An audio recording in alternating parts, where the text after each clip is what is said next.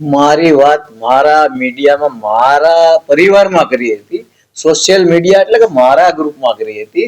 અને અમારે અંદર અંદર ક્યારેક આવી વાત થઈ જતી હોય, એનો અર્થ એવો નથી કે બદ ઇરાદો હોય કે કોઈને મેં દબાવવા કર્યું હોય કે અથવા તો કોઈ મને દબાવતું હોય, આવી કોઈ વાત નથી. મારે તો મારા પરિવારમાં ઘણીવાર આવું કહેતા હોય છે એકબીજા, તો એનો અર્થ એવો તમારે કોઈએ લેવો નહીં. ખાસ કરી જે સોશિયલ મીડિયાની પોસ્ટ છે તેમાં સામે આવ્યું છે કે તમને કંઈક દબાવવાનો પ્રયાસ કરવામાં આવે છે, તમને એમ પ્રકારે હેરાન કરવામાં આવે. ભારતીય જનતા પાર્ટીનો હું ખૂબ સિનિયર કાર્યકર્તા છું, લગભગ 45 વર્ષ જૂનો કાર્યકર્તા છું અને 1978 થી હું કાર્યરત છું, કાર્ય કરું છું, શિસ્તબદ્ધ કામ કરું છું. અને પાર્ટી એટલે જ મને ભાવનગર શહેરનો પ્રથમ નાગરિક બનાવ્યો છે. અને ભાવનગરનો વિકાસ થાય, ભાવનગરના નાનામાં નાના માણસની મને વ્યથાની ખબર હોય એટલે મને નાના સમાજમાંથી નાના મજૂરી કરતા કરતા અહીંયા મને મેયર બનાવ્યો છે.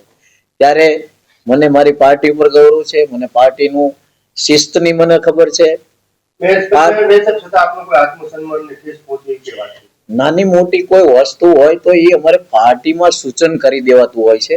કોઈ ફરિયાદ કરવાની અમારો સંસ્કાર નથી, અમારો કોઈ એવો નિયમ પણ નથી.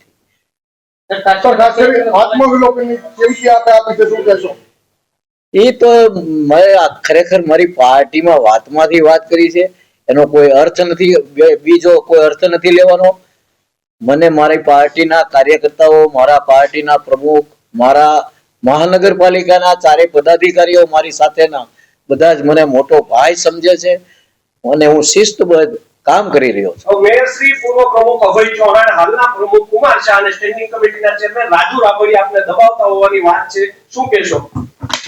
મારે આવી કોઈ વાત નથી. અહીંયા તમે દરરોજ ચા પીવા પણ આવો છો, તમને હું રોજ પ્રેસ રિપોર્ટ પણ આપું છું અને આપને ખ્યાલ જ છે કે હું કઈ પદ્ધતિથી કામ કરું છું. મારી અલગ નીતિ હોય છે, અલગ પદ્ધતિ હોય છે અને એમાં મને કોઈ દબાવતું નથી, મને કોઈ કાંઈ કડકાઈ કરતું નથી. મેયરશ્રી, કાલ પોસ્ટ વાયરલ થયા બાદ ભાજપના હાઈકમાન્ડ દ્વારા તમને શું દબાવવામાં આવ્યા છે? આજે કાલે રાત્રેની પોસ્ટ જે છે તે અલગ છે અને હાલ આપનો સૂર બદલાઈ ગયો છે. આત્મવિલોપન સુધીની તમે ચીમકી આપી દીધી છે, પરંતુ તમે કહી રહ્યા છો મને કોઈ દબાવતું નથી. શું તમને દબાવવામાં આવ્યા છે હાઈકમાન્ડ દ્વારા? ના ના ના, કોઈ એવી વાત નથી. તમે જે પોસ્ટ મૂકી મારા સોશિયલ મીડિયામાંથી તમને મળી છે. મેં કોઈને ફરિયાદ કરી નથી, જાહેરમાં ફરિયાદ મારી હોતી પણ નથી.